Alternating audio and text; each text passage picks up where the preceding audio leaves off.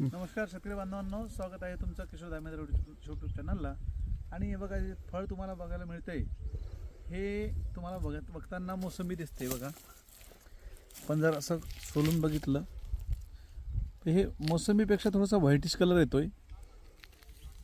हे बघा अशा पद्धतीचा. हे खायला थोडं आंबट आहे, थोडं मोसंबीसारखं आहे असं म्हणू शकतो आपण.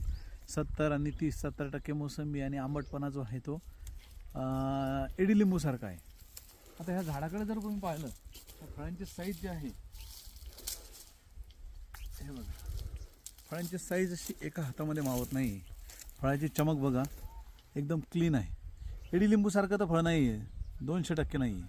मोसंबीसारखंच हे 99% आपण म्हणू शकतो.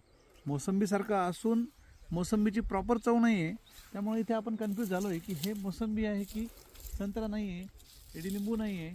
असं काय याच्यामध्ये विशेष झालं आहे की हे वेगळी चव आली याच्यामध्ये.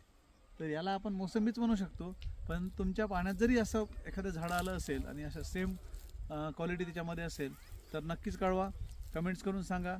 त्याच्यासाठी आपण मार्केट कुठं आहे, याला आपल्याला कसं विकता येईल याची आपण चर्चा करू. चला, धन्यवाद.